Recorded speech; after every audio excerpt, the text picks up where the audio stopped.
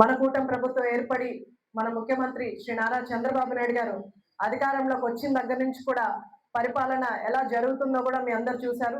దాంట్లో భాగంగానే ప్రజా దర్బార్ ప్రతి వారానికి ఒక రోజు శుక్రవారం పూట మనం ప్రజా దర్బార్ని ఏర్పాటు చేసి ప్రజల సమస్యలు పరిష్కారమే ధ్యేయంగా కూటమి ప్రభుత్వం పనిచేస్తుంది. దాంట్లో భాగంగానే ప్రతి శుక్రవారం మనం గ్రీవెన్స్ ఏర్పాటు చేసి ప్రజల సమస్యలు తీసుకొని వీలైనంత వరకు పరిష్కరించే మార్గం వైపు మనం ముందుకెళ్తున్నాం. ఇప్పటి వరకు కూడా మనకు 850 వరకు అర్జీలు రిసీవ్ చేసుకుంటే అందులో 527 వరకు మనం సొల్యూషన్ చూపించి అవి పంపించడం జరిగింది.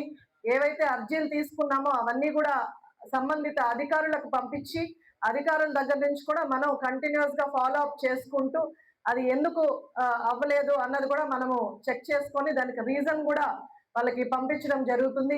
ఇవన్నీ కూడా ఆన్లైన్ లో మనం ఏవైతే అర్జీలు తీసుకున్నామో ఎవరికైతే ఎండార్స్ చేసామో ఏ డిపార్ట్మెంట్ కి ఎండార్స్ కేవలం మనకు గత ప్రభుత్వ నాయకుల ద్వారా మనకు సమస్యలు ఎక్కువగా ఉన్నాయి కాబట్టి ఈ రోజు ఈ డ్రైవ్ పెట్టి ప్రజా సమస్యల్ని తీసుకోవడం జరుగుతుంది మరీ ముఖ్యంగా.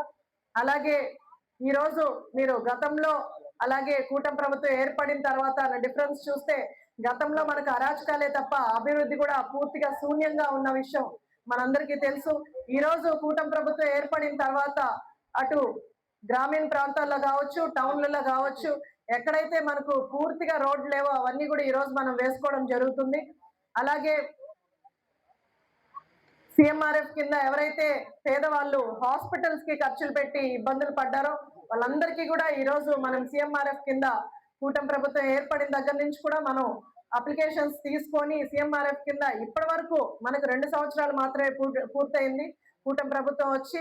ఈ 2 సంవత్సరాల్లోనే మనం 4,68,00,000 వరకు మనం సిఎంఆర్ఎఫ్ పేద ప్రజల కోసం తీసుకొచ్చాము.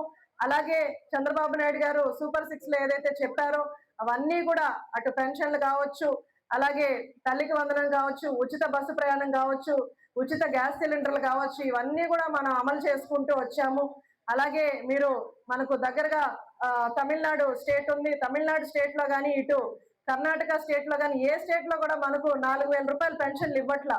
కానీ చంద్రబాబు నాయుడు గారు మన వాళ్ళ కోసం మన రాష్ట్ర అభివృద్ధికి జరగాలంటే పేద ప్రజల్ని కింద నుంచి పైకి తీసుకురావాలన్న ఉద్దేశంతోనే ఈ రోజు పెన్షన్లు అంత పంపిణీ చేస్తున్నారు. కొంతమంది నన్ను అడుగుతూ ఉంటారు 4,000 పెన్షన్లు పెంచడం అవసరమా అని. కానీ మనకు మిడిల్ క్లాస్ ఫ్యామిలీకో లేదా హైగా ఉన్న ఫ్యామిలీకో 4,000 మేబీ చిన్నగా కనిపించవచ్చు. కానీ ఒక పేదవాడికి 4,000 రూపాయలు అది చాలా ఎక్కువ. ఎందుకంటే వాళ్ళకి ఆరోగ్య సమస్యలు వయసు అయిపోతున్న కొద్దీ ఆరోగ్య సమస్యలు ఎక్కువ అవుతూ ఉంటాయి. వాళ్ళకి మెడిసిన్స్ కొనుక్కోవాలంటే ఈ రోజు మనకి ఎక్కువ అవుతుంది. వాళ్ళకి ఏదైనా బాగాలేకపోయినా హాస్పిటల్కి వెళ్ళాలన్నా ఖర్చులు అవుతాయి. అలాంటివన్నీ ఈ రోజు కాంపెన్సేట్ చేయడానికి అటు భోజనం కానీ లేదా మందులు కానీ ఇవన్నీ కాంపెన్సేట్ చేయడానికే మనకు 4,000 రూపాయల పెన్షన్లు ఈ రోజు ప్రభుత్వం అందిస్తుంది. అలాగే వికలాంగులకి గతంలో 3,000 ఇస్తుంటే ఇప్పుడు 6,000 రూపాయలని పెంచడం జరిగింది. అలాగే కిడ్నీ పేషెంట్లు ఉన్నా లేదా ఏదైనా బ్రెయిన్ సమస్యలు ఉన్నా ఎలాంటి సమస్యలు ఉన్నా అంటే మేజర్ సమస్యలు ఎలాంటివి ఉన్నా సరే ఈ రోజు 10,000 రూపాయలు వాళ్ళకి పెన్షన్ రూపంలో అందిస్తున్నారు. పూర్తిగా మంచంలో ఉన్న వాళ్ళకి మనం 15,000 రూపాయలు అందిస్తున్నాం. అలాగే మీరందరూ గుర్తుపెట్టుకోవాలి, కూటమి ప్రభుత్వం వచ్చిన తర్వాత మనం ఎవ్వరికి కూడా పెన్షన్లు తీయట్లేదు. గత ప్రభుత్వంలో ఈ రోజు చాలా మంది నాకు అర్జీలు తీసుకొని వస్తున్నారు. అంటే పూర్తిగా వికలాంగులైనా సరే వాళ్ళ పెన్షన్లు తీసేశారు. ఎందుకంటే తెలుగుదేశం కోటేశారని లేదా తెలుగుదేశం జెండా ఎగురుతుందని. ఇలాంటి కారణాలతో వాళ్ళ అర్హులైనా కూడా ఈ రోజు పెన్షన్లు తీసేసిన పరిస్థితి మనం చూసాం. కానీ చంద్రబాబు నాయుడు గారు మనకు ఒకటే చెప్పారు, పాలిటిక్స్ అంతా కూడా మనకు ఎలక్షన్స్ వరకే ఉండాలి. అది అయిపోయిన తర్వాత ప్రజలందరూ కూడా ప్రజల పరిష్కారమే మీరు తీసుకోవాలి కాబట్టి ఎలాంటి పార్టీలు మీరు చూడొద్దు. పేదవాడు మీ ఇంటికి వచ్చి అర్జీ ఇస్తే ఖచ్చితంగా దాన్ని రిసీవ్ చేసుకొని మీరు పార్టీలకు అతీతంగా అభివృద్ధి చేయాలి లేదా సంక్షేమం అందించాలని మా అందరికీ కూడా చెప్పడం జరిగింది. అదే ప్రకారం నాయకులందరం కూడా ఇక్కడ వేదిక మీద ఉన్న పెద్దలందరూ కూడా ఎవ్వరు కూడా పార్టీలకు అతీతంగానే ఈ రోజు సంక్షేమం కూడా అందిస్తున్నారు లేదా అభివృద్ధి పనులు. అంటే ఒకవేళ గతంలో మీరు చూస్తే ఈ రోడ్డు వేయాలంటే తెలుగుదేశం వాడు ఉంటే ఆ రోడ్డు వేయరు. ఇలా మనం రోడ్లు వేస్తున్నాం. అలాగే ఎక్కువగా మనకు డ్రైనేజ్ సమస్య ఉంటుంది. టౌన్ లో కావచ్చు, పల్లెల్లో కావచ్చు, ఎక్కడ కూడా డ్రైనేజ్ వ్యవస్థ ప్రాపర్ గా లేదు. ఈ రోజు మనం ముందుగా ప్రయారిటీ రోడ్స్ తీసుకున్నాం. తర్వాత మనము డ్రైన్స్ కూడా వీలైనంత తొందరగా డ్రైన్లు కూడా వేద్దాం. అలాగే ఎక్కువగా అర్జీలు ఇళ్ల స్థలాల గురించి వస్తున్నాయి. ఇళ్ల స్థలాలు కూడా ఎంఆర్ఓలందరికీ కూడా మనం కలెక్టరేట్ లో కావచ్చు మనం కూడా చెప్పడం జరిగింది. ఎక్కడైతే మన గవర్నమెంట్ స్థలాలు ఉన్నాయో అవన్నీ సర్వే చేసి పేదవాళ్ళకి అవసరమైనంత వరకు అంటే మనకొచ్చే అర్జీలన్నీ కూడా రిసీవ్ చేసుకొని దాన్ని బట్టి ఏ మండలాల్లో ఎంత సైట్ ఉందో చూసుకొని దాన్ని సర్వే చేసి తప్పకుండా ప్రజలందరికీ వీలైనంత వరకు ఇళ్ల పట్టాలు ఇచ్చేలాగా ప్రయత్నం చేస్తాం. తడ మండలంలో మనం ఇరకం నుంచి కొంతమందిని షిఫ్ట్ చేసి పూడికుప్పంలో మనం 700 వరకు కూడా ఇళ్ళు మనం ఇవ్వడం, ఇళ్ల స్థలాలు ఇవ్వడం జరిగింది. వాళ్ళందరూ ఇప్పుడు ఇల్లులు పెట్టుకుంటున్నారు. అలాగే మిగిలిన మండలాలు కూడా మనం సర్వే చేసి కొంతవరకు మేము కూడా సర్వే చేసి పెట్టుకున్నాం. అవన్నీ కూడా ఎంఆర్ఓలతో చెప్పి అట్లే కలెక్టర్ గారి దృష్టికి తీసుకెళ్లి తప్పకుండా అందరికీ ఇళ్ల పట్టాలు ఇచ్చే ప్రయత్నం చేస్తాం. అలాగే హౌసింగ్ డిపార్ట్మెంట్ వాళ్ళు గతంలో మనకు డ్రైవ్ చేసి ఇల్లు లేని వాళ్ళందరికీ కూడా మనకు ఇల్లు పెట్టారు.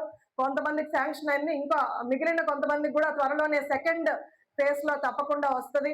అలాగే అగ్రికల్చర్ డిపార్ట్మెంట్ వాళ్ళు కూడా ఇరిగేషన్ డిపార్ట్మెంట్ వాళ్ళతో కోఆర్డినేట్ చేసుకొని ఏవైతే మనకి ఇప్పుడు పంటలు వేసుకుంటున్నారు కాబట్టి రైతులకు ఎలాంటి ఇబ్బంది లేకుండా కూడా చూడాలి. అలాగే రఫీబాయ్ వీళ్ళందరూ కూడా మనకు చెప్పారు. ఎస్టీలకి ఆధార్ కార్డులు కానీ లేకపోతే ఫ్యామిలీ సర్టిఫికేట్స్ కానీ ఇవన్నీ లేకపోవడం వాళ్ళకి అవగాహన లేకపోవడం వల్ల ఇవన్నీ కూడా వీళ్ళు చేసుకోలేదు. కాబట్టి దానికని ఎంపీడీఓ గారు ప్రత్యేక దృష్టి పెట్టి దానికి స్పెషల్ డ్రైవ్ ని ఏర్పాటు చేసి వాళ్ళందరికీ కూడా ఆధార్ కార్డులు కానీ రేషన్ కార్డులు కానీ వచ్చేలాగా ప్రయత్నాలు చేయాలని కోరుకుంటున్నాను. అలాగే ఆ నీటి సమస్య ఎక్కువగా చెప్తున్నారు. ఎండాకాలం వస్తుంది కాబట్టి నీటి సమస్య ఎక్కువగా ఉంటది. ఆర్డబ్ల్యూఎస్ వాళ్ళు ఎక్కడైతే వాటర్ సమస్య ఉందో అవన్నీ కూడా చూసుకొని ఎక్కడ ఎవరికి వాటర్ సమస్య లేకుండా ఏదన్నా మీకు ప్రాబ్లం వస్తే నా దృష్టికి తీసుకొస్తే తప్పకుండా దాన్ని పరిష్కరించే వైపు వెళ్దాం. నీళ్ళ సమస్య ఎక్కువ లేకుండా చూసుకోండి. అలాగే ఇంకా కూడా ఈ రోజు అర్జీలు తీసుకొని మీకు ఎలాంటి సమస్య ఉన్నా సరే పరిష్కరించే మార్గం వైపు మనం ముందుకెళ్తున్నాం. అలాగే ఈ అవకాశాన్ని మీరందరూ కూడా సద్వినియోగం చేసుకొని అంటే ప్రతి శుక్రవారం పెడుతున్న